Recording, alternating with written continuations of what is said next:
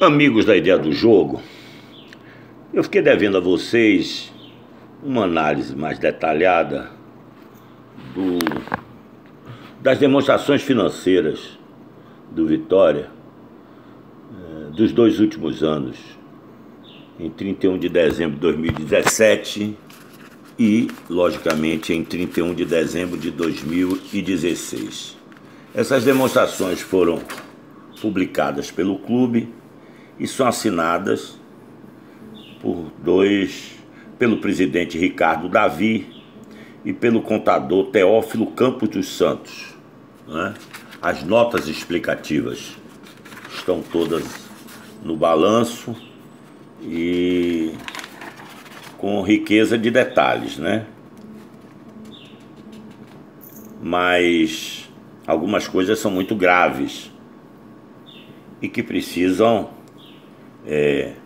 ser esclarecidas e decididas pelo Conselho Fiscal, que ontem, numa reunião do Conselho, pediu adiamento para apresentação do relatório,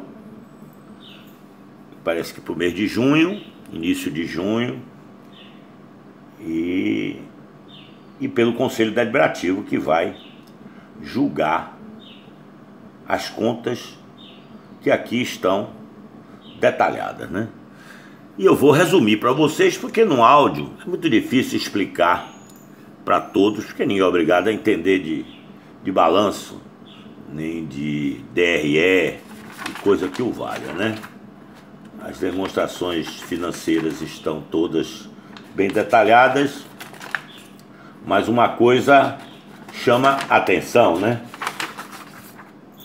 É de que esse relatório, ele praticamente chama a atenção do clube pelo risco da sua insolvência, né? O clube é deficitário, o passivo a descoberto é maior do que o patrimônio. Isso já deixa o Vitória sob risco eminente de uma insolvência, né? Se o Vitória vender, o que quer dizer isso? Se o Vitória vender todo o patrimônio que tem aqui avaliado nesse balanço, não paga o passivo que está aqui explicitado. Uma outra coisa é que o Vitória infringe a lei do Profut, né? A lei do Profut foi uma confissão de dívida que o Vitória deu, não é? Desistindo de todos os demais parcelamentos tributários, previdenciários e fiscais então em curso. O novo parcelamento, que a gente chama de Profut, que é pro futebol, abrangeu os débitos tributários, previdenciários e fiscais junto à Receita Federal, Procuradoria-Geral da Fazenda Nacional, Banco Central, Ministério do Trabalho, das duas entidades, do Esporte Clube Vitória e sua controlada Vitória S.A.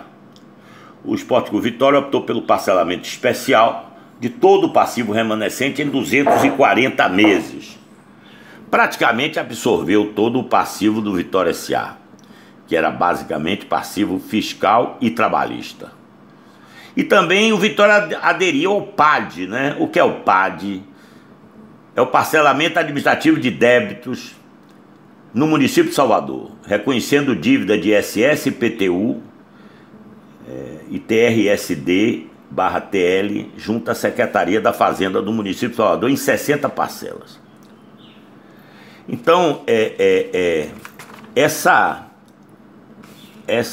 esses parcelamentos, certo, flexibilizam o fluxo de caixa do clube, né? Mas no caso do Profut, o Vitória infringiu a lei federal, quando passou de 10 milhões em 16 para 50 milhões em 17. Quer dizer, usaram politicamente esse documento sob o pretexto que estão colocando sobre ele toda a realidade do Vitória, só que esqueceram do Profut. Quando você coloca a dívida e apresenta ela, não importa a origem, de quanto tempo, a dívida de 50 milhões, você está ultrapassando o que limita a lei do Profut, que é de 10% da receita do ano anterior. Se a receita do ano anterior era 110 milhões, certo? O Vitória poderia ter passivo até 11 milhões. E não é o que acontece na prática.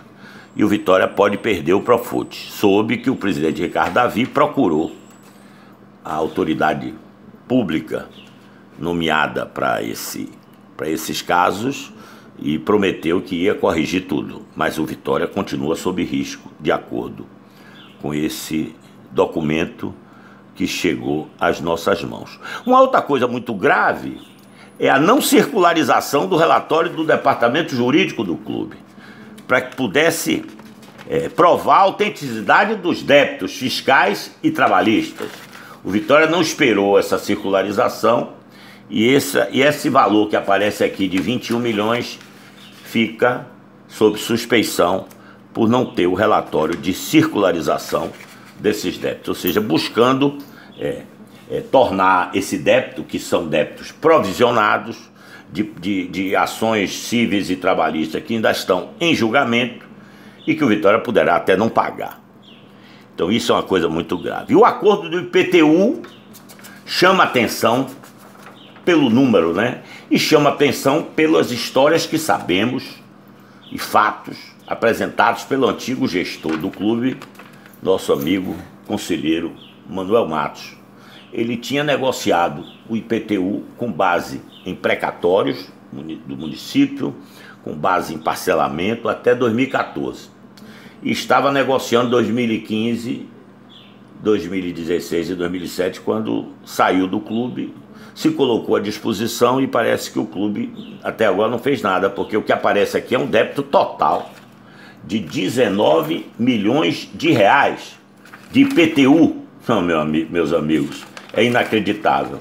Eu espero que a atual gestão possa tomar pé firme dessa situação e possa rejeitar esse número, não pagar a prefeitura e negociar exaustivamente para buscar um número dentro da realidade. O prefeito tinha feito uma lei onde o Vitória só ia pagar 30% do seu débito e 70% iria desaparecer.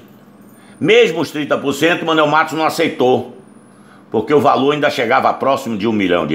E estava negociando isso com o seu Paulo Souto, que é o secretário da Fazenda, e com o prefeito quando saiu do clube e foi sucedido na época pelo seu Ivan e seu Agenor. E o seu Agenor sempre se ufanando das suas relações, etc., disse que ia resolver, e o que ele resolveu está aqui. Dívida principal 8 milhões, multas de mora de 1 milhão, infração 500 mil, juros de mora de 7 milhões e 300, e ainda tem, pasmem senhores, honorários advocatícios de 2 milhões. Né? Isso é um absurdo e precisa ser negociado urgentemente, porque está no passivo do clube, sujeito à execução. Né? Portanto, essa auditoria me parece uma auditoria pífia, porque o auditor que assina esse documento se exime da solução de continuidade do clube, senhores. E isso é muito grave. E eu precisava deixar aqui registrado a minha preocupação. Um abraço.